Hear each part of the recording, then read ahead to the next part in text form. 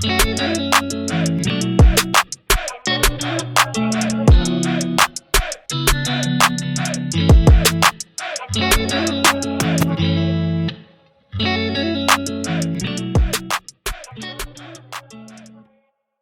me a beat.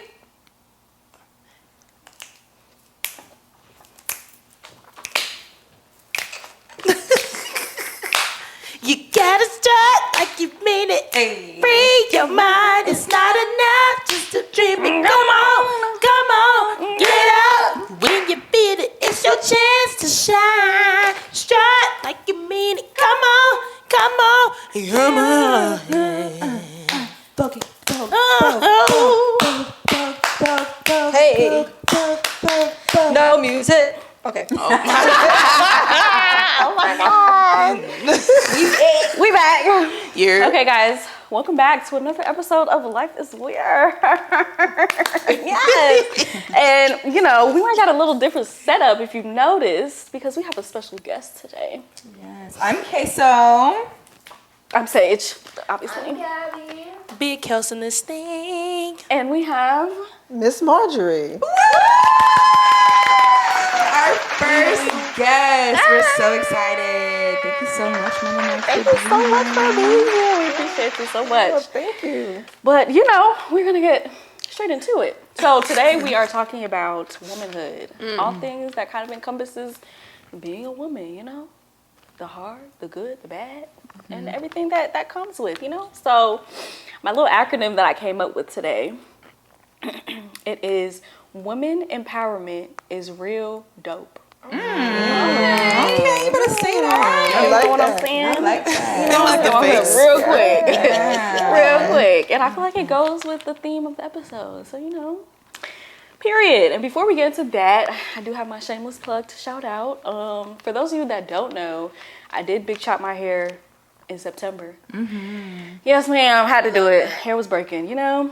And the girl who did it, she is amazing. She's a natural hair care specialist. So all your natural hair needs, she the girl for sure. And she uses so much care. I can advocate for that. So yeah, her name is Ariana. And her Instagram is Hair Days with Ari. Spelled E-R-I. So Hair Days with Ari. She's great. Hit her up. Tell her I sent you, period. Yeah. Because you know I'm going to do the big chop. Lord Are you Jesus. decided? Ariana, what are you doing Yeah, here? I'm gonna hair. do it. Oh my God. Yeah. It's gonna be gone by the summer for sure. my God. So, Really? That's soon. is it? Well, Yeah, kinda. If you round up. But yeah, okay, cool. Anyway, shout out to her. Shout out to you, Ariana. So I'm just gonna jump into it. Being a woman. Being a woman, Miss Marjorie, are you ready? Oh, yeah, sure. Okay, so just jumping straight into it, I do want to ask, what does womanhood mean to you? And I'm the first one to ask You the the question. first Got it. Well, first of all, thank you for having me on the show, and I appreciate you guys. You guys are awesome. I love to listen to you and just watch you evolve, and to the women that you are becoming, or that you are. So when Gabrielle asked me to be a guest host, I'm like, oh my goodness. And she said womanhood. So I had to really dig deep and really try to define what womanhood means. And there's different stages. When I first thought about it, I said, womanhood is that young girl when you first get your menstruation, you know, that's when you get it, and your mom is like, growing up, my mother was like, okay, now you're a woman. You know, there's certain things that happens when you have your cycle that you can't do. So, you know, when I thought about that, that's what the first thing I thought about, womanhood. And again, through different stages of our lives, I think of womanhood. And womanhood also to me is defined as being true to yourself as a woman, and digging deep inside of what defines you. Know who your worth is, value. So those are the things I thought about in regards to what defines womanhood, you know. So yeah. Okay. Good answer, good answer, Good answer. Anybody else want to take on what womanhood means? I'm not going after that. That was a really good one. I just want to say, Oh, like, good. since that's my mom, I feel like, you know, the adult watching a kid evolve, because it was just so like, I just feel so proud. Like I got my mom on our show, y'all. I got my mom on the show. Okay. She's gotta get out. You know, I just have to be dramatic. Y'all know I'm dramatic. Love it. She deals with this all the time. Yeah. But what does womanhood mean to me? I would say like a pretty similar answer to my mom. I feel like womanhood is really just coming into yourself, and to me it's kind of like being fearless. I feel like as you evolve throughout different stages of your youth all the way into when you become a woman, especially as a black woman, you have to like face things like head on. And sometimes when like we're younger, I feel like part of our innocence as like young girls, because we're just exposed to things more quickly, or just like because we are black women, I feel like our innocence kind of gets stripped away a little bit. So we may come into our womanhood a bit faster than our counterparts. So I would say when I think of womanhood, I think of like confidence and being like fearless pretty much, because there are just different aspects and different avenues of womanhood that we really have to just jump right into without looking back. And so yeah, that would pretty much be what I would think of if I were to define like what womanhood is. It's that confidence, that like just that aura about yourself that you have, like that light that you just give off. Yeah, being fearless is what womanhood means to me. Yes, and just to kind of piggyback off Gabby, and you guys both kind of said this in your answers, just like this beautiful like balancing act when it comes to being a woman. Like we're strong and we're powerful, but at the same time we have this like delicacy to us. We're able to be like, powerful and strong and confident, but we do it gracefully, and it's all fueled by love. So it's like this beautiful like balancing act that I don't know how we balance it, but as a woman, like we know how to do it. We know how to do it well. So yeah, I definitely agree. I think womanhood to me, and I like to use this metaphor, I always view women or a woman as a flower. And it's a flower in constant bloom. I don't know, I'm weird. So I like watch weird stuff on YouTube. And there's this video of a sunflower growing, but it's like sped up. And I was like, that's crazy, because it reminds me of like the constant evolution of where you or how you grow as a woman. It's like you're growing into this step, and then you grow, and then you keep growing, and you keep growing, and it's just constant wisdom coming like into yourself. And I've always just viewed women as like a big bouquet of flowers. And the bouquet is like different flowers. I love using this metaphor because it's like we're all different, right? Yeah. But one thing that we're all doing is blooming, and it's we're constantly. I like that. That was a word. Real poetic. Bessie, come on. I would say womanhood to me, first of all, I'm just a person who thinks that women are like the most superior beings on the planet. You know what I'm saying? Agreed. We give life, we nurture, we just do it all. We can do it all. And a lot of times we've been forced to do it all. Yeah. So, yeah, I feel like womanhood is everything. I'm glad to be a woman, period. Except for the period. Okay, right. For real. So, how do y'all think womanhood has evolved from your younger days up until now? Ms. Marge? Okay, my younger days till now, and I'm not fossil fuel. I wasn't gonna say. Younger days till now. As I say, in regards to womanhood, I think back of my mother's generation, the women were not as outspoken as my generation, and definitely your generation. They were more or less, like I said, seen and not heard. Their voice. They weren't outspoken. They not so much submissive, but I would say submissive, And your generation, like I said, you guys are out there with that confidence, that boldness, and making yourself known. My generation, we're there too, and like I said, I'm not very old, but a lot of women are just out there. They're doing their thing. They're being empowered, so, and they're speaking their mind, and they're, showing that confidence. So that's the way I would say how I see it changing. Yes. And like I feel like you know, back in the day, especially like my grandmother's generation, like, you know, the saying a woman's place was in the kitchen, but nowadays, you know, I feel like you said, women are not afraid to be a little more outspoken. They're not afraid to, you know, ruffle feathers, break boundaries, and they're like, okay, well, I don't want to just be in the kitchen. What if I want to be outside?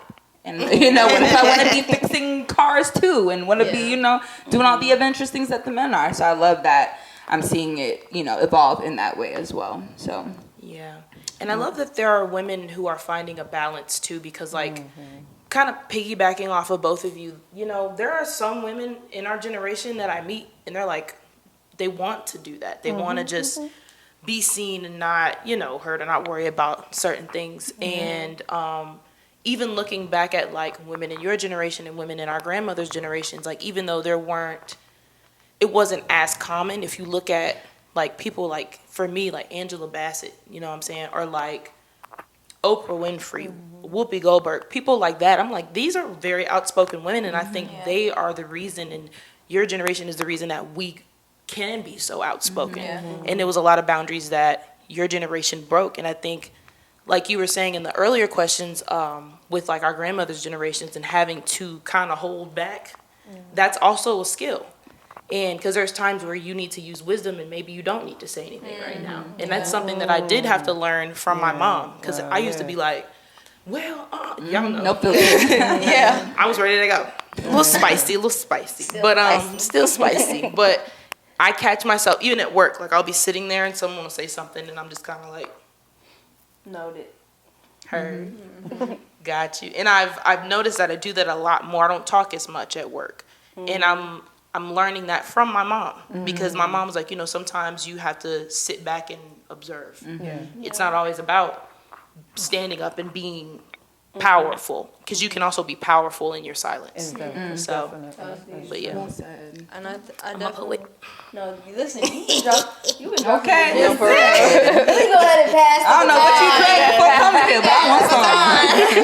I'm gonna keep that Dropping for you. hard. No, I'm passing it to you today. No, but I feel like everything that you guys said so far was really good, and there's a lot of power in everything that you all said when it comes to how womanhood has evolved from, you know, younger days to now. And even though we still have a lot of evolving to do, like our age group, I feel like something that I admire and I like seeing is like women in positions of power, you know? So it's like, you know, a lot of times back then, like women could not work, women couldn't own land, they couldn't vote, they couldn't open bank accounts without the help of men. And now I feel like women have that option. Like if you would like to, you know, have a man provide and do all this stuff for you and everything and be more like submissive, then rightfully so. Like that's your choice. Like we just have more options now. And I feel like that is something that is always great to have options, especially, you know, again, as like black women, like we evolving took a bit longer for us because we had things in place that, like, barriers that kept us from growing and getting to where we are now. And I feel like our generation, there is a difference between us and like the ones younger than us, which kind of scares me just a little bit, because it's like we are like making strides and doing all these things to be like great, make ourselves like seen and heard and everything, and some of them, like, their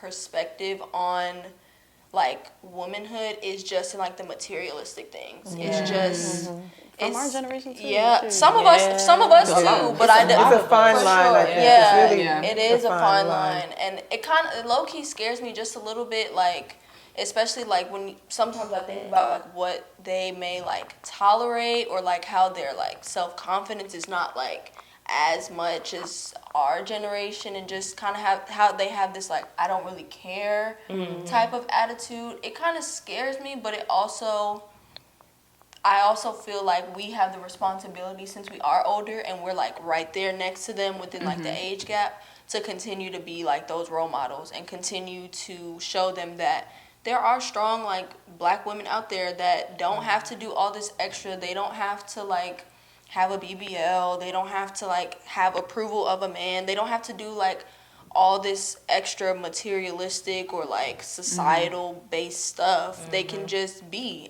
comfortable in themselves and like within their being. And I just feel like, yeah, I'm confident that we'll continue to evolve in the right direction as long as we continue to take on that responsibility of like being leaders as women. It's interesting that you said that, only because I see it flipped from what I see online and like the younger women in my family. Like those girls they're activists. Like I see a lot of them, like they will speak up, they will fight. And it's maybe just from what we see, because there are a lot of girls in that age group out there that are like, you know, very materialistic and base it off of, oh, I got money, he got money, da da da. But I've also seen so many of those younger, you know, high school, maybe early college girls, like they're very, very powerful. They're very confident, and they're going to speak up regardless. So I think it's also good that some of their peers have that too. Yeah. So even if they don't want to look to us, you can look at your peers and see like it's more to life than money, which money is great, you know, but it's more to life. Yeah, right. It doesn't define. But I feel like social media right now is just having such a big impact, especially on the very young generation. Yeah. You know, so are they looking at these African American as leaders, women as leaders? You know, like Mrs. Obama, you know, Oprah. Are they looking at them as role models? You know, so and seeing that, wow, I can do this too. For me, I think it may be far and few with this younger generation, because again, social media to me has such a big impact, and they want to emulate like maybe Cardi B or, you know, or Meg Thee Stallion. I don't know. You know, so Let just you know me trying to understand. So me just trying to understand the younger generation, because I have, you know, young nieces. You know, I'm like, okay, who is their role model? You know, and who are they looking at? I mean, you want, of course, their parents, their moms to be role models, or the women in their house to be role models. Right. But in regards to in leadership roles, are they really looking at that as like, you know, so I think the very young generation, you know, I'm praying that they're not getting lost, you know, so. That's deep. No, for sure. Social media, I'll keep mine short, but social media I feel like is like the biggest impact on, you know, womanhood today with like the younger women. Like, I don't know. I definitely get some concerns about what these girls are like taking in from what they're seeing, because there's a lot of conflicting things. Like I said, there's a lot of like empowerment for sure, but then there's a lot of like get that N-word. Right. And we're not being portrayed as, you know, especially us African American women, we're not always being portrayed as positive. You know, they always put in the ones that are loud, and then you're going to be called the angry black woman. You know, so how many of us are they portraying, you know, as being successful? You know, so we got a lot of work to do. For sure. For sure. Came a long way, but still got a lot of work to do. For sure. For sure. I agree. So, okay. So if y'all think of just femininity and like all of its essence, what does that look like to you? Ooh, okay. I got one. So for me, femininity looks like not necessarily a style, but I'm going to use style as an example. So my style, I kind of look up to people like Sierra, Aaliyah, Janet Jackson in her younger years. Well, right now too, because she be dressing. So, and Tiana Taylor. So I like women who like, they can put on masculine fits and emulate femininity. Okay. So for me, that's like still being able to have that essence about you no matter what you got on. Like it's more of like you as a person, not you got on this and she got on that. You know what I mean? It's in you, not on you. It's in you, not on you. On a t-shirt. But we really could put that on a t-shirt. No, seriously. Okay, anyway. Branding. So I think it's a beautiful thing, and I've always looked up to Aaliyah even when I was a little girl, because she would wear like that baggy Tommy Hilfiger, but I was like, it's something so regal about her. Even dressed in streetwear, I was just like, oh my gosh, like girl, you were just you. You know what I mean? And Sierra, like I be watching her, and like even when she was pregnant, she would dress in like streetwear. But I was like, it's just, you look like a mother. Like, it's something just so feminine and, like, divine about you. And to me, that's beautiful. So, It's in you, not on you. Like Gabby said. Because like you said, because it's an essence. It's like a certain aura. It's not necessarily, I feel like it's more like traits that define femininity and not necessarily like what you look like, what your hair looks like, or, you know, how big your boobs or butt are. But there's like this softness, you know, about women who are feminine. They're just unapologetically themselves. You know, I feel like there's like a certain gentleness as well. But, you know, everybody's in their soft girl era, so I just feel like the characteristics of that, because it's like, okay, well, what does that mean? What does being soft mean? What does that look like, you know? But like you said, there's just a certain, like, essence of, like, still being gentle, still being nurturing, you know? So it's more so like an aura versus just, like, physical things. I would say, I don't know. I feel like, for me, I think mine, like, my answer is low-key. It's, like, similar to yours, but still, like, a little different. Like, I do think it's, like, an aura, but I feel like I'm my most, I guess, feminine self when I look good. Like when, like, I'm sorry, but, like, when my, like, hair is done, nails done, everything, and I have on, like, a nice outfit. It doesn't necessarily have to be, like, it can still be, like, that streetwear vibe, because you guys know I love to put on, like, some sneakers and everything, and, like, sweats. But when I just, like, look good and I feel, like, super relaxed, or just, like, I'm in, like, that self-care mode, that's when I feel like I'm my most feminine self, because I feel like I'm less stressed out. And I feel like when I'm less stressed, then I'm more feminine. Because when I'm stressed out, then, like, I start trying to do this, that, whatever, all this stuff. And, like, my brain is everywhere. And it just, when I feel like femininity, like you said, it's supposed to be soft. It's supposed to be just, like, that divine energy. And so it's like, I'm supposed to have divine energy if I'm stressed. And I'm doing all this extra. And like, I'm trying to, you know. And so even when it comes to thinking about, like, femininity, like, I guess you could say, like, within, like, my relationship and stuff like that, like, I can't be my full feminine self if I'm all, like, stressed and crazy and you want me to come here and I'm stressed. You know, like, I can't. So I feel like when I look good and I feel good, then that is when I'm, like, at my peak, like, femininity. So like more at peace. Yeah, like the closer I am to at peace, and the closer I am to, like K-So said, and like how you said, like that soft divine energy, then it's easier for me to give off that aura. Like I could just walk around unapologetic. I mean, I'm always walk around unapologetically me, but it's just easier to just not have so much weight that I'm bearing, like, on myself. So Period.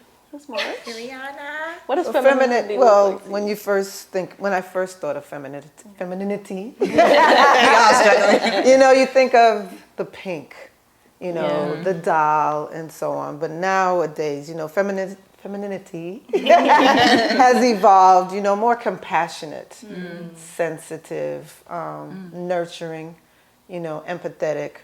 You know, that's why I think, just to me, femininity could be soft, but it can be, you know, like you said, if you want to look at appearance, could be, you know, like the sneakers, the sweatshirt, your hair all messed up, and still be soft and gentle. Yeah. So that's what I think of when you want to say femininity. So these are great answers, by the way. I don't know, when I thought of femininity, I guess I didn't really look at it as like a softness, like a I don't know. Huh? Like, not like a vibe type of? Yeah, like, I literally just wrote divinity. I was just like, divine feminine. I mean, I just feel like the woman is just the top tier. The pinnacle of life itself, you know? Right. And I always say this.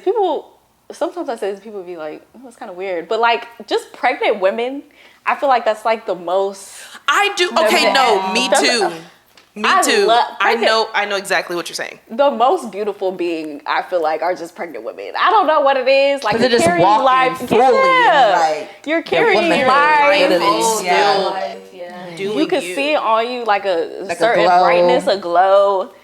Yeah. It's so beautiful. It's beautiful. It's beautiful. You know? I feel like especially pregnant women who are still out there doing their thing. There's two pregnant women. I mean, minus like Sierra and all them, but like there's this lady and she played the trumpet or some horn on the Renaissance. Yeah, and she was up there like 8 months pregnant, just doing her thing. It takes a lot of energy. You know, and then there was this other lady, and I forgot her name, but she's a DJ, and she was like 35 weeks pregnant, DJing New York Fashion Week, and like she's wearing her stomach out, and like how Rihanna would she's like, I'm wearing a crop top, and my stomach's gonna be out, and like even our friend Trinae, I asked Trinae, I was like, before she had her baby, I was like, are you gonna wear like maternity clothes? She said, no, I'm wearing my crop top and my jeans, and my belly's gonna be poking out. And I just think, like, that's just beautiful. I just love that. Because it's like you being you, but you're also carrying this whole other being or beings if you have twins. Life. Bring life. Triplets is crazy, but... Yeah, exactly. What you said. I'm not gonna lie to y'all, pregnant, like, see... Oh my God. Pregnant belly scared the hell out of me. Why? Like, it just looks so painful. Oh God. Like, I just think I'm not gonna I'm gonna look down and I can't see my friend. I'm weak. I can't tie my shoes.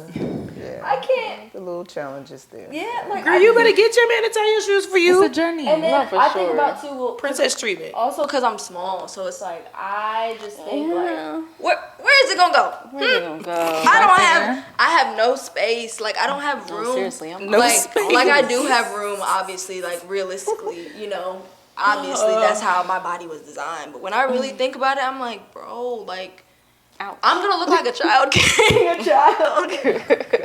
I mean, when you look at it like that, yeah, pain and all that stuff, but you know, there's It's so a much beauty in it beautiful, too. But that's the beauty of the Overall. female body too. Like you're feeling like, where is it gonna go? Okay, look at our friend Jazz. She's really short and petite, but she was She carrying carried the the baby. baby. She was It's carrying you the gonna baby. carry the baby. It's gonna be in It's there. the way that our bodies were designed. I feel like our bodies work wonders. We literally push out human beings Exactly. Yeah. from That's down yeah, there. Yeah. Sorry, I'm freaking you out. Yeah, I know. But The one cool thing, and then I'm gonna let you move on, is how, well, specifically black women, how we carry the Eve gene.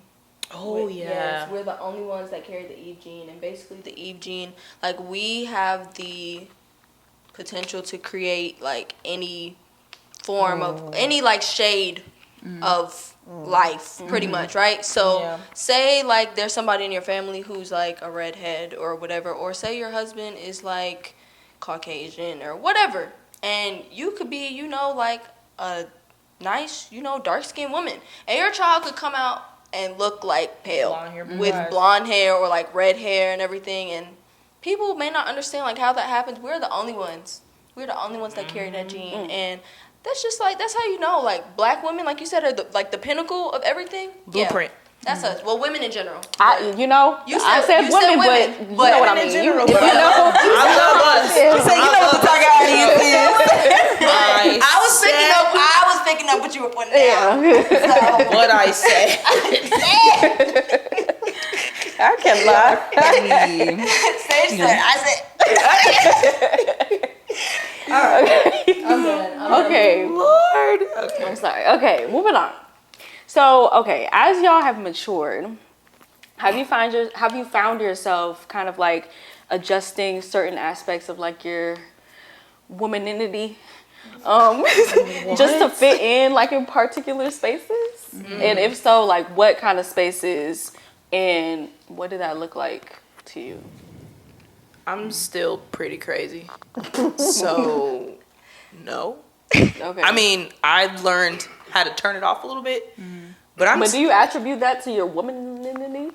Womanliness? No, honestly, I feel like that's just a Kelsey. That's really just me. Like I think, I think yes and no, because I feel like it's a part of me, and I am a woman.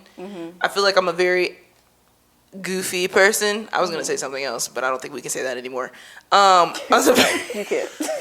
I'm a very goofy person. Like obviously, I know how to turn it off. Do I choose to? No. But I know how. And I think like I have learned how to kind of adjust in other areas. Like sometimes some people may not, I'm not everybody's cup of tea. So sometimes I've learned how to be like, let me just, you know, chill out. Yeah. But most of the time I don't. So no. Well, what kind of spaces do you feel like has that like more pressure to I have tone it down? I don't know if but I've noticed around like Caucasians, right? Our counterparts, but mostly a certain group of counterparts. Right. Sometimes I'm like, I don't even know how to be, so I'm just gonna sit back. Yeah. Because I really don't. I'm just so used to, and which is crazy because I grew up with a lot of our counterparts. Same. But I think in those developing years, most of those years, like I was around a lot of us or other brown people. So it's like when I'm around other people that aren't black but they're brown, it's whatever. But I don't know. Like being around that group, I feel like it just kind of, I don't know. It's like I don't know if I need to turn on my voice, if I just need to talk like this or like I don't know. That makes I don't know. sense. It just makes me feel weird. Yeah. In a way. Yeah. I sometimes find myself having to tap a little more into my masculinity side in the workspace, just because I feel like, you know, that's the way I have to, or that's what I got to do in order to gain the respect that that I need. But then once that respect is gained, like I feel like you can kind of go back and revert to your original, like, you know, more feminine self. But sometimes you do kind of have to tap into that, you know, sorry mama, but bitchy side, you know? And they talked about it. Like, it's like, okay, well, if a man does it, it's like, oh, he's bossing up. But when women do it, you know, it's for the angry black woman, you know? But yeah, like I said, I find myself having to sometimes do that in the workspace. I feel like that's pretty much, do I find myself having to adjust my womanliness in other areas? Sometimes I feel like even being around the older generation, because like I said, times are different, and a lot of them understand us, a lot of them still don't. So it's like sometimes I feel like I need to be a little more modest and, you know, turn it down a notch and, you know, be a little more polished and, you know. So I find myself having to do that in those spaces. But like I said, it's a balancing act. So Yeah. I feel like with how you said, like, with the older generation, sometimes I feel like they try to little girl you. Ooh. Sometimes. Like, they, like, I'm grown. Like, no matter what I look like, I am not a child. So, like, and even if you were. if I was, because it's like now that I am, like, no longer in school and stuff, and I'm in, like, the career space, and I'm, like, a part of, like, networking groups and stuff like that, sometimes I am the youngest one.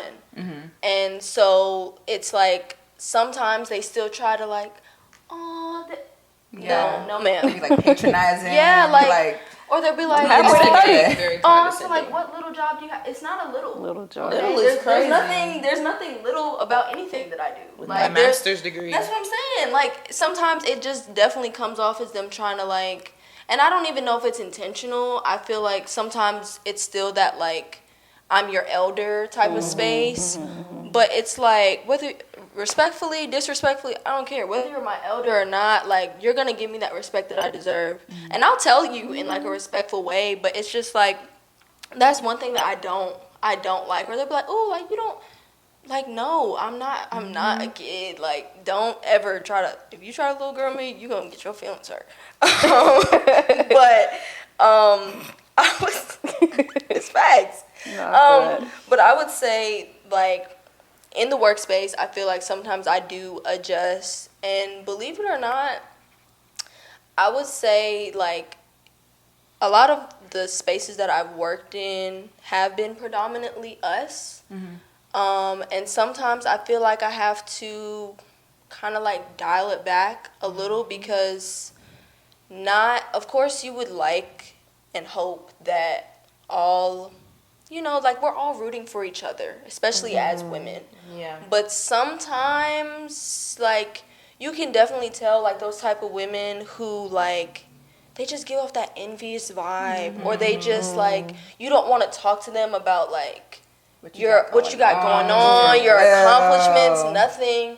So you try to keep the answers very, like, surface level. And sometimes I feel like when I'm in those spaces, I definitely dial it back. My answers will be very cut and dry with you if I feel like you're being, like, intrusive and not trying to, like, you're low-key, like, plotting against, like, I don't like that. And so those spaces, sometimes even around, like, black men,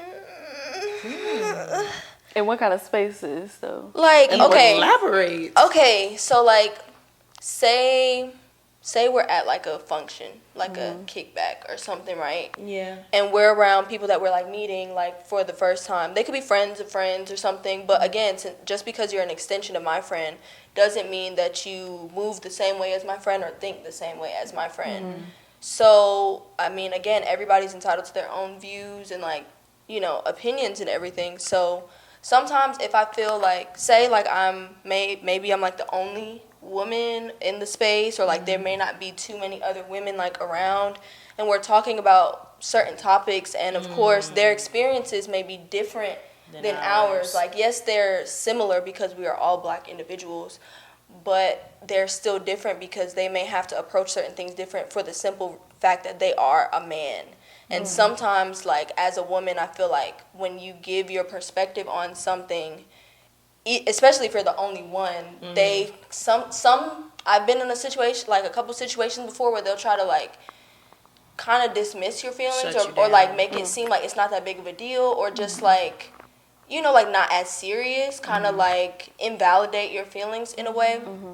And I'm not saying that all, it's definitely not at all, but I have been in those spaces before where it's just like I kind of have to, you know, sometimes I may not say as much. Sometimes I may not say like my full like opinion on everything because I don't want y'all to gang up on me, or I don't want to be like, I get that. you know, attacked for how I actually like feel for real. And so I would say those spaces for sure, and those are really, I would say those are probably like the only two, like certain workspaces and then unfamiliar spaces with certain individuals. Yeah. Okay. How about you, Miss Marge? Well, it's funny, I'm listening to your answers, and I guess the question I was, you know, I kind of had a preview of the question, and I tried to figure out how to answer it. So the way I answered is a little different than the way you guys answered it. The way I saw it as adjusting my womanhood is in the space of being a mother, in the space of being a wife. We can't relate. Yes, I need the tea. You know, a sister, or even not necessarily my biological sisters, but my sisterhood with my friends. You know, and in my career.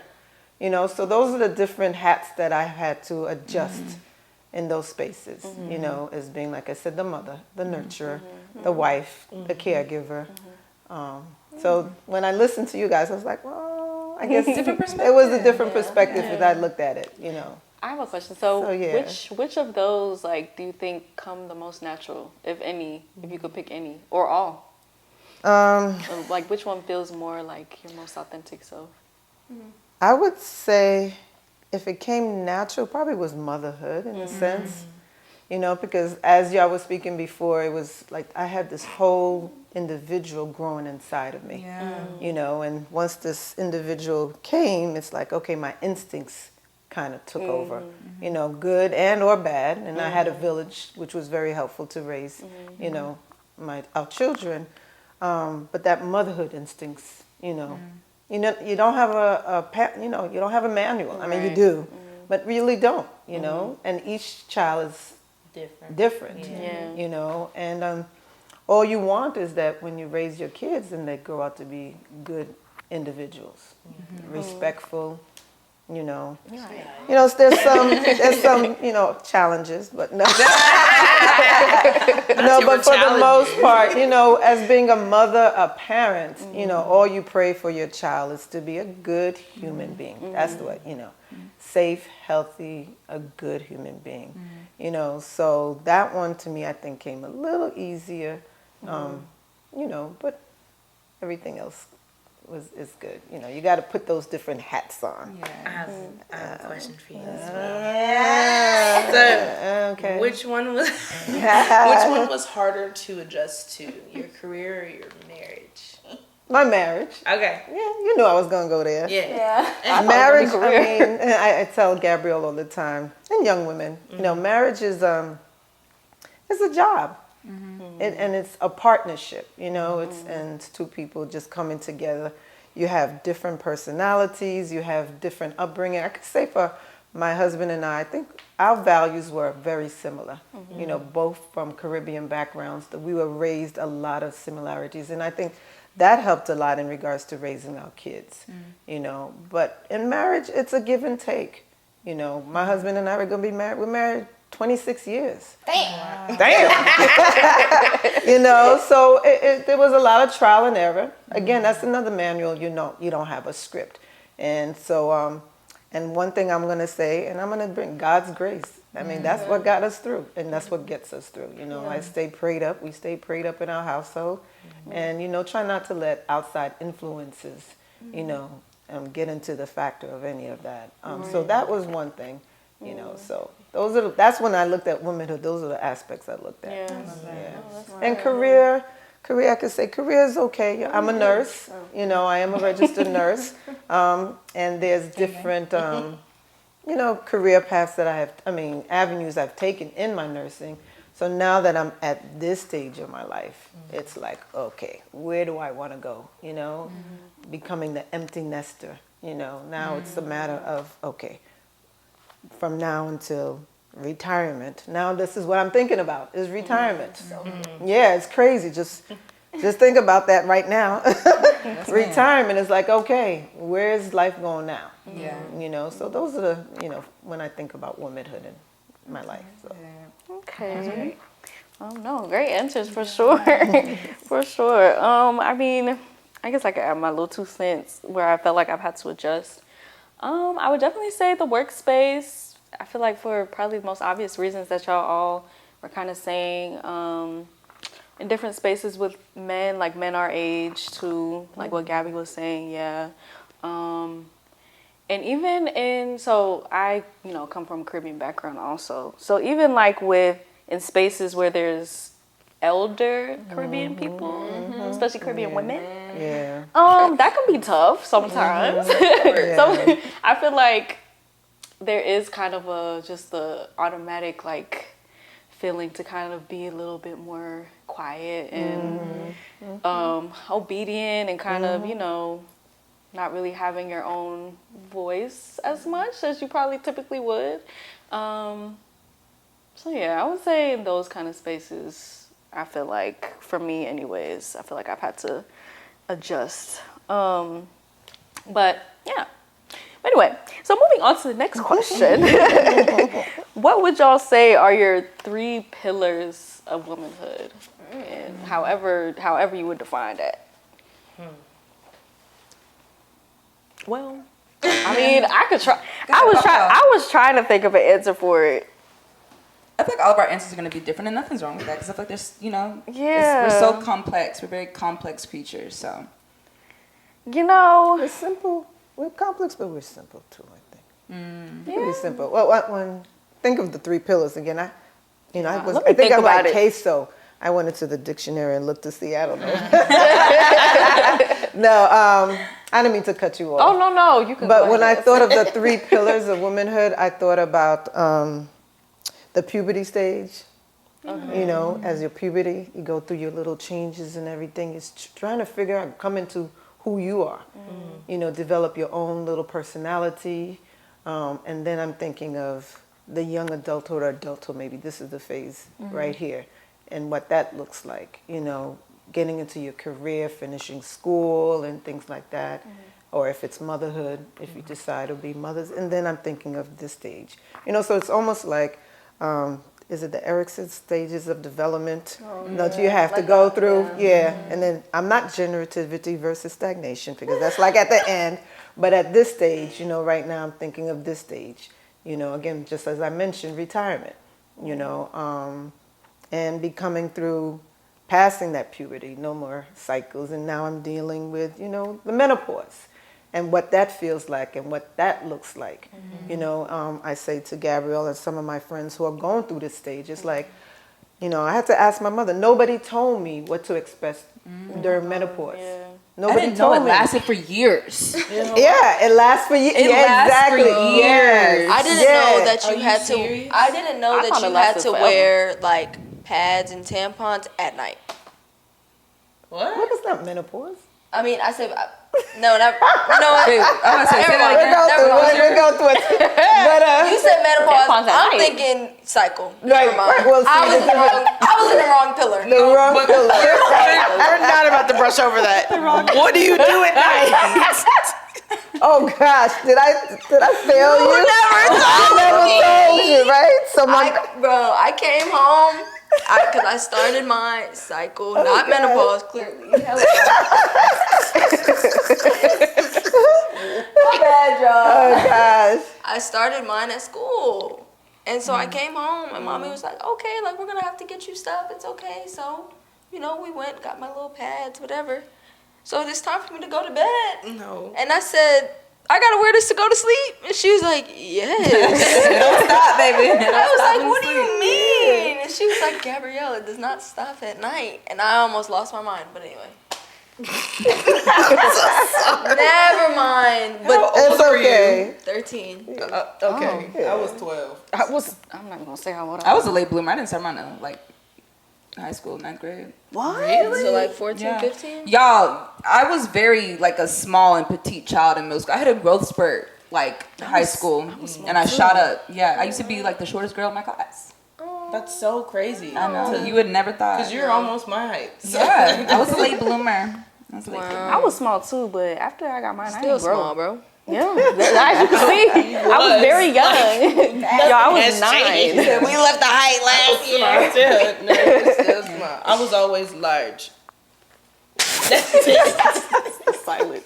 Okay, someone else. 3 pillars for womanhood. Here we go. Okay, so So for mine, I said nurturing.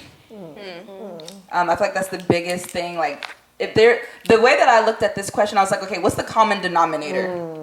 So nurturing. There is a slight submissiveness that I feel like, sometimes we don't want to admit it sometimes, but I do feel like, there are certain aspects or characteristic traits that require for us to be submissive that, allow us to be more into our feminine. Because just like you said, when you're not stressed out, you feel like, you're more so, I don't know. But yeah, submissive. And then, I don't know, I said femininity. But I mean, we talked about that earlier, but like, I don't know. I just feel like those are my 3 like common denominators. Like we're all nurturing. We all have this, this type of submissiveness to us. Because let me tell you something. I know I'm kind of going off topic, but like, I feel like when you meet a partner that makes you want to be submissive, because I feel like we're all like, oh, I don't want to be submissive. But it's like, you going to meet that person where you going to want to make his plate. You going, baby, what you want? Okay, like you're going to want to be submissive. Like, and it'll come naturally. If you have to fight it, then okay, maybe, that's not the right person. But like, I do feel like we all have this ability to be submissive and not fight it. And then femininity. So yeah, those are my 3. I feel like definitely piggyback off of you're gonna meet someone who's gonna make exactly you what I want was to gonna be. say. That's what, Like if you feel, I feel like every woman chases security in some way. I think some emotional, some mental, some financial, whatever. But I feel like if a man makes you feel secure, I know for me, like if I feel safe with you, I don't have to be masculine around you. Because I feel safe, I feel protected, and I feel respected. So I'll make you play. What you want to do? make your plate. What you want? What do you want? We can get dessert. You have 3 pillars to follow that up, Mia? Yeah. Mine are purpose, adventure, and divinity. So purpose, everyone has a purpose, but I feel like just walking in your purpose and really not being scared to move forward with what you're called to do. I think that's purpose kind of hits in the career field of everything. Then I feel like with adventure can also be like not just traveling or trips, but self-discovery, which is an adventure. So that's kind of like your inner, your soul. And then you have divinity, which we were talking about, like pregnant women and just like who we are and who we've been designed to be as women. Like our bodies go through so many cycles and we can do superhuman. I think giving birth is a superhuman strength. I agree. Because just Girl, it's a whole... it's a lot, but it's like that's so divine to me to literally be able to incubate life. So it's like That's why I like, creation. That's what I was gonna say. That's creation. So there's your career, your creation, and then your soul, your inner self. Nice. Boom. Nice. Okay. I liked how you did the adventure thing, because it's like most people when they think about adventure, they just think about like going somewhere. Yeah. But it's really like, Yeah. Which is also going somewhere. well, it is going somewhere. It could be going somewhere. You go somewhere. I love a good trip. Those are good. I kind of struggled a little, but I think I've got my 3. So I would say, when I thought about the question, I thought about, I guess, like, what I feel like, I guess, every woman should have, kind of, pretty much. So confidence, I said, is one, because I feel like once you're confident within yourself, that'll take you very far, because you'll be able to accomplish things that you probably only could dream of. When you're confident within yourself, I feel like that just is rooted in like self-awareness and like who you are. I said passion, whether you're passionate about, like, just be passionate about something, whether it's like, if you're passionate about, I don't know, something that you do, if you're passionate about people, if you're passionate about like helping others, whatever it is, like, I feel like that kind of taps into purpose. Like, just fuel your passion, because I feel like once you start losing passion for things, you kind of just become boring. Sorry, like, just with life, I just feel like, like, if you're not passionate about anything, or you don't have something that when you wake up in the morning that you can look forward to, that's such a boring life. And it's like, is that even worth living? Like, if you, whoever's listening to this right now, man, woman, child, alien, I don't know. But if you are not, if you are not passionate about something, figure out something to be passionate about, because that is what's gonna help you wake up in the morning and like just keep going. Like, is life worth living if you don't have anything to live for? No, it's not. So it's like, fuel your passion. And then the last one I said is understanding. So I feel like we all need that sense of understanding, being able to understand other people.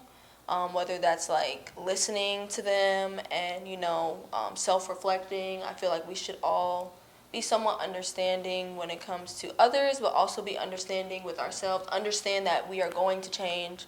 Understand that we're going to make mistakes. Understand that we are not going to stay the same. We're not going to stay the same woman that we were however many years ago, and that it's okay. And I feel like with understanding, that's something that I will say I'm currently working on, is understanding how to give myself grace, because, good things, you know, take time. So confidence, passion, and understanding, I feel like those are all necessary to just push you into those next levels, those different pillars of womanhood. Okay. So I can't even snap. My thumb is sprained. So I was sitting here trying to think of the 3 that I could come up with, but the first one that I did come up with was grace, though. Just the ability to give others grace, give yourself grace, and really just kind of just give everything grace, and really understanding that we're all living this, you know, unique human experience, and, you know, just being gracious, you know, just in general. So I think that's one. The next one I was gonna say, I was trying to come up with the word, and Kelsey really said it, like she was saying like creation, divinity. Why was the word that I thought of was like fertility? And that's not to say that I feel like, you know, it's a woman's duty to give birth or like have kids and stuff, but I feel like that is just one of the main points of just essence of like being a woman. So grace, fertility, divinity, creation, all that kind of stuff.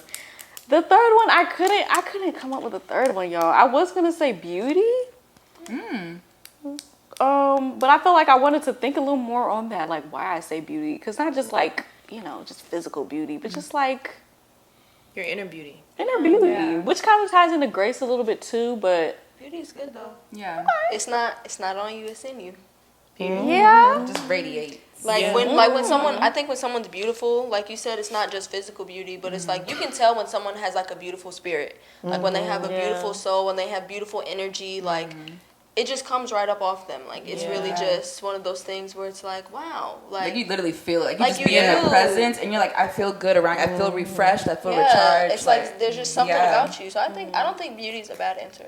I can also say when you have a beautiful spirit, in my opinion, like from what I've seen with the people that I'm around, you having a inner beauty also makes you more attractive outwardly. Because there's like this person, and I'm not gonna say their names, and they're really pretty, but I was like, wow, like, but you, the way that you carry yourself, your essence makes you even more beautiful. And I also wanted to say, because you said fertility, also because there's women out here who don't have that ability.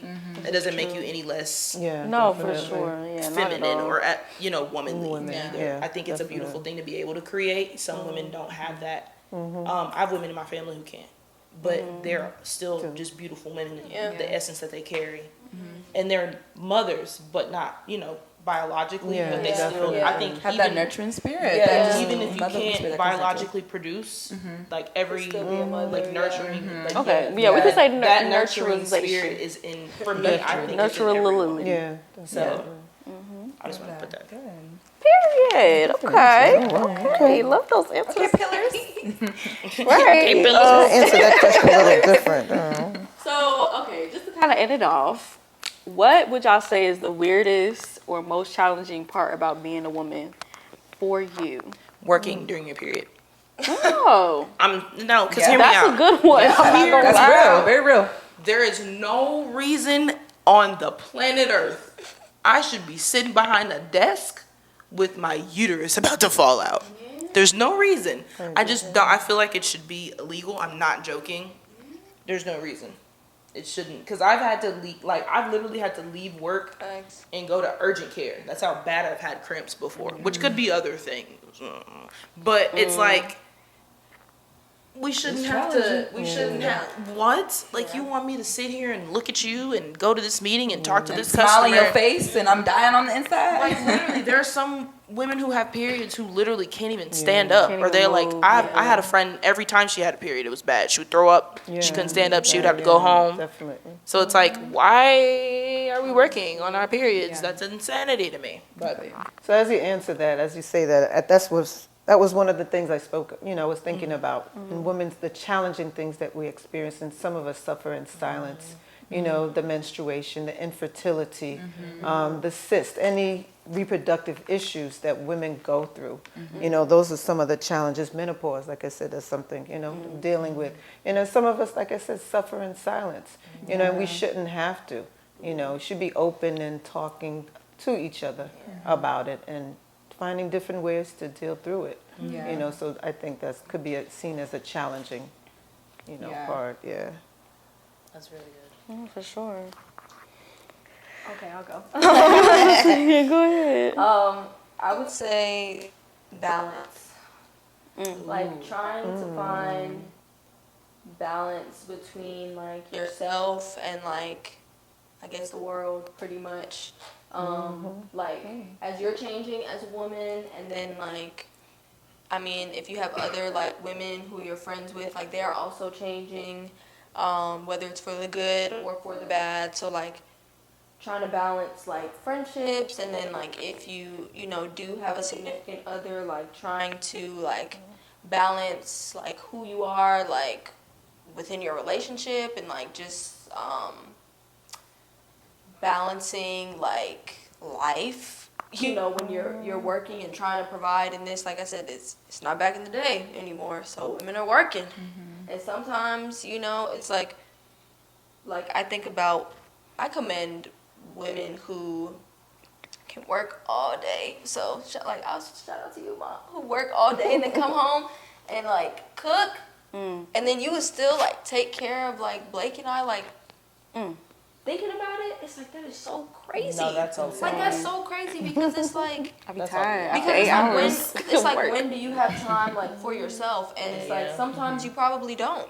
And so I just think like it's just always a balancing act of just trying. You can never just be as a woman.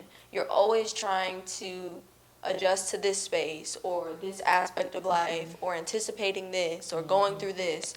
And overall, just balancing being a woman and balancing life, it can definitely be very challenging and take a toll on you. So, like, please, like, anybody, like, take care of yourselves mentally. Find that support group. Find people who are going to be around you and lift you up during those times when you need them the most. Because, and if you know, like give women grace, y'all. Like, whether you are, like, a woman or a man or whatever who's listening to this, like, it doesn't matter. Just give everybody grace, because we all have different stories. We all have different lenses when it comes to what life looks like for us. So there's no need to just be negative, because it's like life is way too precious for that. So just be kind. You only get one. Yeah. Yeah, definitely. This was challenging part about being women. Honestly, I was thinking of like periods. You can reiterate, because it's crazy. It's hard. I think like you really should not have to go about normal daily life when you're suffering the most intense pain sometimes. Like, Yeah. it's really it's brutal. It's unethical. It's unlawful. It's true though. No, it's crazy. It's bad. Yeah. It's horrible. But think of after having a child. After you give birth. For some women, in some cultures, you give the birth and then you're out there just continuing to do what you got to do. Yes. So we're amazing. I mean, as women, we are amazing. Yes. It's not even that long. No. It's not. It's not. One of my friends came back to work like a couple of weeks, like before Christmas, and she had her baby recently, and I was looking at her like, why are you here? And she's like, they said I had to come back. And I said, for what? Like, you shouldn't even. Yeah. It was ridiculous. And just, she worked all the way up until like the week she was due. Yeah. So she could have more time at home. And I'm like, Like, And not use up all your PTO, trying to save it so you Exactly. can extend your maternity leave. It's crazy. she's like walking, and she's very small. I think there was one point where she said like her pelvis hurt so bad, like she was trying to walk to the bathroom, and I'm like, you shouldn't even have to be here. And she was like, if I go home now, I'm not gonna have enough time with my baby. And I was like, that's ridiculous. That's crazy. it shouldn't be. It really shouldn't the be. US, because there's other countries where it's like, I think there's one, I don't remember which country it is, but you can have maternity leave up until like your child is like 1 year old or something like that, and you're like home. And then even I think I saw something, it's like not necessarily a center, but it's like somewhere in one of the Asian countries pretty much, where it's like not necessarily like a routine or like something, but basically they'll give you like certain food. You're kind of like in a recovery house for birth in a way, and they'll give you like foods and drinks and all this stuff for you to like restore your womb pretty much. And you are there for however many like days and weeks and stuff, so that your body can get back to normal after you just went through a traumatic experience. Yeah. But Traumatic is crazy. it is. But it is. Your body goes through all these changes. Yeah. No, seriously. That's true. My friend is a teacher, and she worked up until she gave birth. And they weren't going to give her maternity leave, so she had to quit her job. They weren't gonna get her like at all. Is that legal? I think so. Like, that's a It serious should question. be. It should be. I'm Yeah. not sure, but it should be You illegal. gotta read up on your company's like Policies and stuff. That is sick. It's like under contract at the school she was at too, so Oh, okay. they didn't give her nothing. Oh, well, she's under contract. Yeah, horrible. that's terrible. So Also, those feel are like- challenges. Yeah, that's a That's challenge right horrible. It there. is. My most challenging thing was kind of similar to Gabby's, just like dealing with all of our emotions, but having to deal with our emotions in those different roles. So like you're a mother, you're a wife, right? But you're still emotional. Like, we're emotional beings, but like you got to deal with your emotions even being a mom. You have to deal with your emotions and still consider your partner's emotions in a relationship. Like, just still like being emotional creatures, but then having to deal with things on top of that. I feel like that's difficult. Like, there's been times where like I could tell, like my mom, I feel like the mothers, like they try to be strong in front of their kids all the time, right? And I'm just like, you're still human. It's okay. Yeah. But, she still wants to wear that motherly role. She still doesn't want us, to see her sweat and whatnot. And I'm like, girl, if you gotta cry, cry. You know what I'm saying? If you stress, you stress. Like, it's okay. So I just feel like that would be a challenging thing. Like, dealing with our emotions, but still having to deal with our emotions in all of these different spaces that we still have to navigate. So, yeah, that's my answer. That's a good one. That's beautiful. Yeah, and as you say that about mothers, you know, in regards to holding it all in and not allowing ourselves to be vulnerable, you know, sometimes we're not doing ourselves a service. You know, because again, there goes back to that suffering in silence. You know, it's okay to let, you know, your kids see you cry. Then they know you're human. You know, my mom is okay. She's not really, you know, she's a superwoman, but she's human. You know, so I think as women, we need to just stop that and just stop trying to carry it all and ask for help. It's okay to ask for help. I'm going to attest, I don't ask for help. And don't. And I don't. And that's not a good thing, you know? So it's okay to ask for help, you know? Yeah. But when you ask for help, you just got to give that person some time to help you. Don't say, okay, I need some help, and then 2 minutes later they don't do it, and you're like, you know what, forget it. That's Let me the just do it hard myself. part. It is a challenging, like it is. But you just got to, otherwise you'll never get help. Right, if you ask and they don't do it right away, but you're hoping that they do it eventually. That's the That's That is patience. patience, yeah. And that's a hard thing to learn too. Yeah, like it is. I was telling Queso on my way up to right here. I was like, we were just talking about something, and I was like, yeah, like I'm very impatient. Yeah. I'm just We like, all gotta right, work like, let's on go. that. Like, what are we Yeah. doing? Yeah. And and it's like I had to learn. I feel like God is really teaching me right now how to be patient. Yeah. And it's driving me up the wall. When you ask him for patience, he's going to test you. Yeah. But I know, like, as a mom, you have to have patience. I be looking at my friends with toddlers. Like there's no. And I'm like, oh, dear God. There's this girl I follow on TikTok, and her baby, she's 3, cut her bangs off. And I was like, I would lose my mind. See, I would lose my But mind. his hair will grow back. I mean, but this, you start developing that, like, okay, whatever. They're not going to kill themselves, you know? My mom, you know, I watch her in terms of, like I said, I think it's cultural, or just watching your moms, you know, and then you generation to generation. My mother tries to be stoic, you know. It's not until recently that I've seen my mother cry. You know, growing up, she doesn't cry, you know, and her feelings, it's like she doesn't always express her feelings. So it's right now, it's like a fight with her. Mom, it's okay. Things are okay. And, you know, and we'll speak, and like, she said, well, I wish, you know, I'm thankful that you guys are the way you are in terms of my sister and I. And she speaks about, you know, I said, but Mom, you did the best you could with what you knew. You know, my mother had a rough life growing up, you know, but when I tell her, I said, but Mom, look at everything you've accomplished from where you've come from. So think about that, you know. So as we, you know, as women, as mothers, as nurturers, you know, give ourselves grace, you know, and be vulnerable and ask for help. You know, it's okay not to be okay. Yeah, I love that. So. I can't snap. It's snap. I know I'm trying so hard. Okay, so that was the last question of the main topic. So as you all know, we have a segment. We have a segment that we call "What's Weird, Sweetie," where we, you know, we have our listeners and our viewers send in a question that you want to hear us answer, and it can really be about anything, you know. So be sure to send your questions in to lifeisweirdpod1@gmail.com. Inserts. Graphic. And you might hear your question answered on the Women's Word podcast. I mean, why wouldn't you want to do that? You know? Period. We have is it anonymous? An anonymous is. question. Yeah. From it's Anonymous. and it From no one. and it reads, what is one thing you wish men understood about womanhood? Periods. One thing. One thing. Just one. One. Okay. For time purposes. Okay, I'll go. I wish they understood that women are wise as well. I think there are some men, and it's not all men, and I'm talking about. Let me not say that. I wish men understood how wise women are, and it's this saying that I heard growing up, like when you're talking about like a relationship, it's like the man is the head, but the woman is the neck. Like without the neck, you can't navigate. Without the head, you can't see.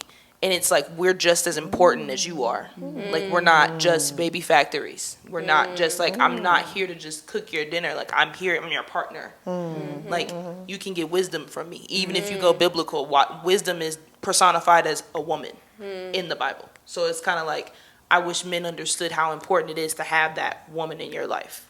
If you're going to be in a relationship. And even if it's not just in a relationship, your sisters, your mothers, your friends.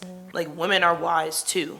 We hold a lot of knowledge. We're just as smart as you are. You know what I mean? Because it's been a lot of men in my life, not in my family, but just in life, that have tried to downplay my intelligence, especially in relationships. And I'm like, all right, little do you know, but that's my little two You cents. have been on a roll today with the words. Episode. This is. Okay. One thing that I wish men understood about womanhood. Sometimes, like, not every. I'm finding it. I'm finding it. Sometimes certain things have nothing to do with y'all. Say that again, please. Sometimes certain things have nothing to do with y'all. Yeah. Like, certain things, like, that we go through, or certain concerns should not be your concerns. Like, sometimes we just do certain things for us, and it doesn't have to make sense to y'all. Like, if I want to spend $120 to get my lashes done, then I didn't know that was gonna be the example. that's the first thing. I Like, was trying to figure out where that was. like, there's different examples, but I'm just saying, Yeah. like, because I hear, like, the reason I use that as an example is because a lot of times, like, I'll hear something like, oh, like, why she wear this, why she do this, why she have this. It has nothing to do with you. She's not doing it for you. Why You don't know what she does needs. why does her hair like this? It has nothing to do with you. Or sometimes certain things that, like, it's just certain. Like wearing makeup when it's Yeah. like okay, guys be like, oh, I don't like a girl that wear a beat face. That's fine. You're just not That's gonna fine. like it. But I And like if it. you don't like a girl Right. with a big face, go find somebody who's natural all the time. Like, certain things, like, I just feel like sometimes certain conversations or certain input from you all is, like, not needed, and it is condescending, especially when it comes to, I mean, if we're gonna take it there, decisions about our bodies, if we're taking it to the government, okay? Certain things just have nothing, like, there should be no reason why men are inserted in certain conversations that only deal with women. Yeah. And that's just don't point, have a uterus, like, just it point has blank nothing to do with period. you. Like, there's really no other way around it. Certain conversations and certain things, and I'm gonna say it for the last time, they just don't have anything to do with y'all. If you want to insert yourself, be an ally.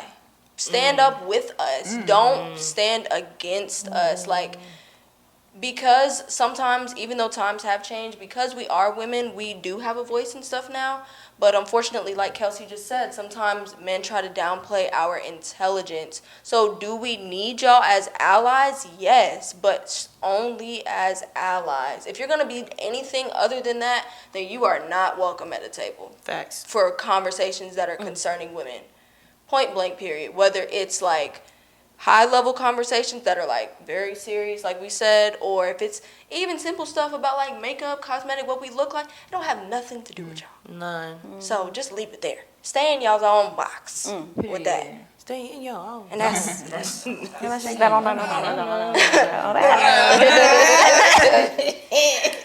How about you, Miss Marge? What is one thing you wish men understood about womanhood? Well, I think a lot of what you both said were most like Kelsey said. A couple of things Gabrielle said was important. But Kelsey, in regards to in a relationship, it's a partnership. You know, I have a voice. You know, hear me out. Let's have a discussion. You know, yeah, that part.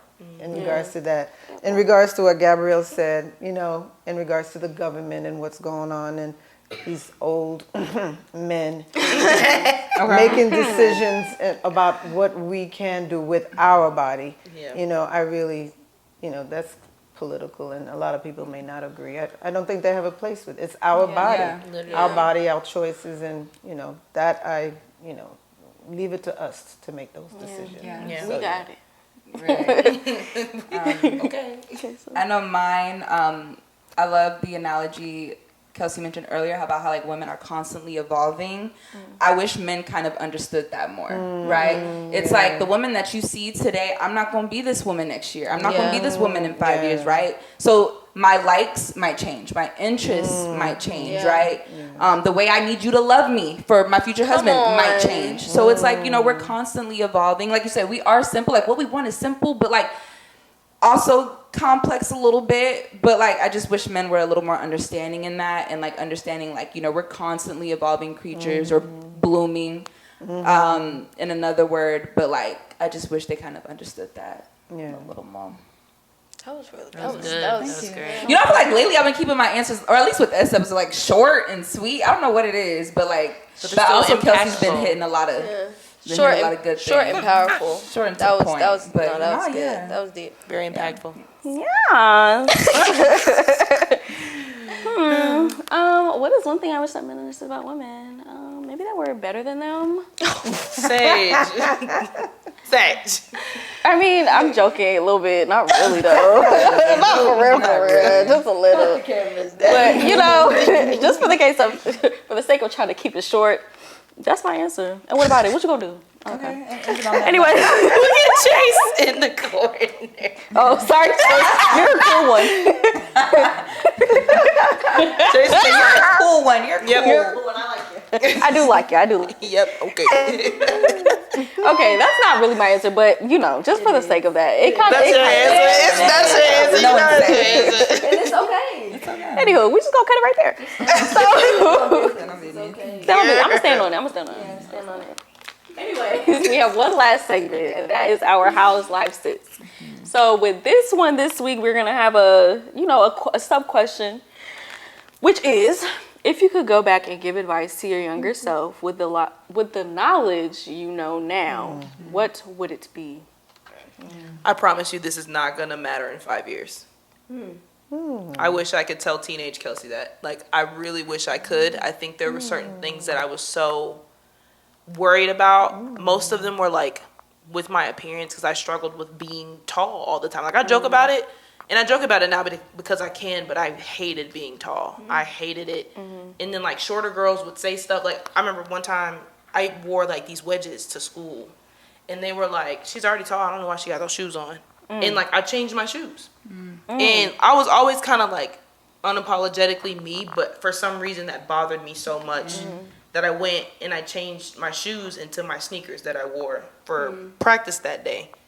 And I just wish I could tell my younger self, like, girl, even if you took your shoes off, you still long. They gonna see you when you walk in the room anyway. So wear those wedges, wear those 3, 4, 5, 6 inch heels if you want to, because who cares?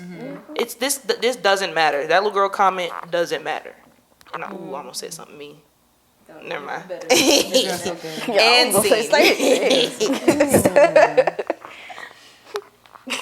I can go. So I would tell my younger self, like, the emotions that you have now, like the feelings that you have now, it's okay to have them because they're going to come back. And I say that because when I was younger, I used to be very sensitive as a kid, to the point where, like, you know, you get called, like, by family members, oh, girl, you're always crying, right? So then I built this wall to the point where I just stopped crying in front of people, period. But I feel like now that I'm, like, healing more, I find that sensitivity coming back, and I'm okay with it. Because I'm not looking at it as a negative thing. Like, it's okay to be sensitive. It's part of being a woman. It's okay to be emotional. Those feelings that you have are valid. Don't try to suppress it, because even if you are, I promise you it's going to come back in your adult. It's going to come back in your adult years. So embrace it, right? It's not a negative thing. Being an empath isn't a bad thing. You know, I feel like we go through this phase where it's like, oh, I know me personally, I was going through this phase where it's like, you know, I care too much. I feel like I care too much, but like, that's my superpower. You know what I'm saying? Like, it's not a negative thing, right? Yeah. Caring about people, being able to relate to different people is not a bad thing. Yeah. So everything that you're experiencing now, the type of person that you are as a young woman, even if you try to suppress it, even if you try to change it, who you are to your core, it's going to come back in your adult years. So embrace it and don't be afraid of it, because it's not a negative thing. Thank you for that. I needed to hear that. That was a good one. I needed to hear that. For sure. Snap. Oh, me? Or Miss Fisher? My younger self. I talk to my younger self a lot. But what couple of things I would say. Remember your why. You know, as you're just going through your funky stages and everything, why are you going through it? Just remember your why. Another thing, be true to who you are. You know, a lot of what Kelsey was saying, just don't try to impress other people. A lot of these girls won't be around as you get older. They're little mean girls, and some of them are jealous. So just be true to who you are. Love yourself. Again, the word grace has come about a couple of times. Be graceful to who you are. Just like I said, love you. Be who you are. Surround yourself with people who would lift you up. You know, those are the things that I can think about your younger self. You know, and just loving yourself. Yeah. Okay. I probably would say embrace your power, don't run from it.